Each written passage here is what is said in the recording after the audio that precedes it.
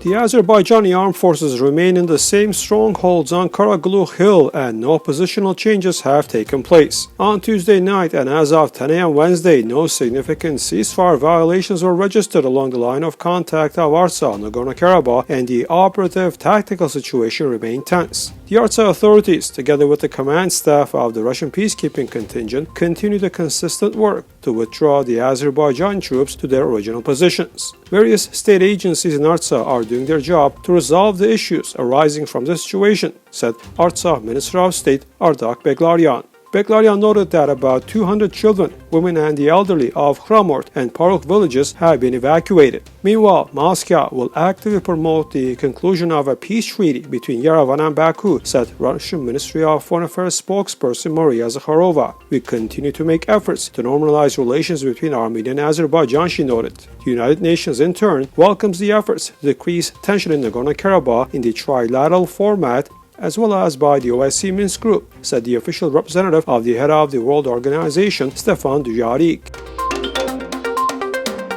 Azerbaijan has not quote-unquote noticed the application of Armenia to the OSCE Minsk Group co-chairs on the issue of a peace agreement. Some time ago, the Armenian public learned from the media that Azerbaijan had sent some 5-point proposals to Armenia to start discussing a peace agreement. The Armenian side had confirmed the receipt of these proposals and said it had applied to the OSCE Minsk Group co-chairs regarding this matter. Moreover, Armenia announced that at various levels that these proposals are acceptable, but those in Azerbaijan apparently prefer not to notice this. According to APA news agency, Azerbaijani Deputy Foreign Minister Elmur Mammadov on Wednesday said that a while ago that the Azerbaijani Ministry of Foreign Affairs has officially presented to the Armenian side 5 basic principles that will form the basis of this agreement and waits for a meaningful response from the opposite side for some time. Russia and Ukraine held a new round of talks on Tuesday in Istanbul. Turkey's Foreign Minister Mevlut Çavuşoğlu said the talks at Dolmabahce Palace on the Bosphorus Strait marked most significant progress since war broke out between the two countries. However, the Kremlin has said there was no breakthrough during the latest round of talks between delegations from Moscow and Kiev. Kremlin spokesman Dmitry Peskov told reporters it was a positive factor that Ukraine submitted its written proposals during the discussions in Istanbul, but added that we cannot say there has been anything promising or any breakthroughs. There is a lot of work to be done, he said. On Tuesday, Ukraine set out a detailed framework for a peace deal under which the country would remain neutral but its security would be guaranteed by a group of third countries. It said it would also be willing to hold talks over a 15-year period on the future of the Crimean Peninsula, which was annexed by Russia in 2014. Russia, meanwhile, said it intended to scale back its military activity near the Ukrainian capital Kiev and the northern city of Chernihiv.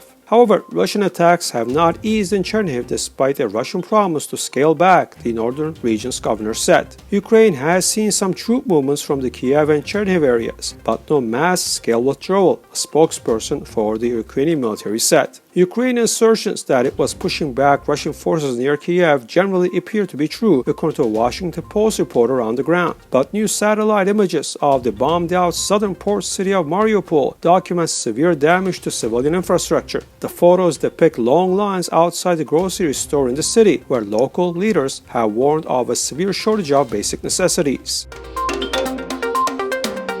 The number of refugees from Ukraine who left their homes in connection with the start of the Russian military special operation is already 4 million, Filippo Grandi, United Nations High Commissioner for Refugees, tweeted. More than 2.3 million have arrived in Poland, but many have traveled onward to other countries and a small number have even returned to Ukraine, either to help fight against the Russians or care for relatives. Aid workers say the numbers have eased in recent days as many people await developments in the war. An estimated 6.5 million people have also been displaced from their homes within the country. More than 608,000 have entered Romania. Over 387,000 have gone to Moldova, and about 364,000 have entered Hungary since the war began on February 24th, based on counts provided by governments.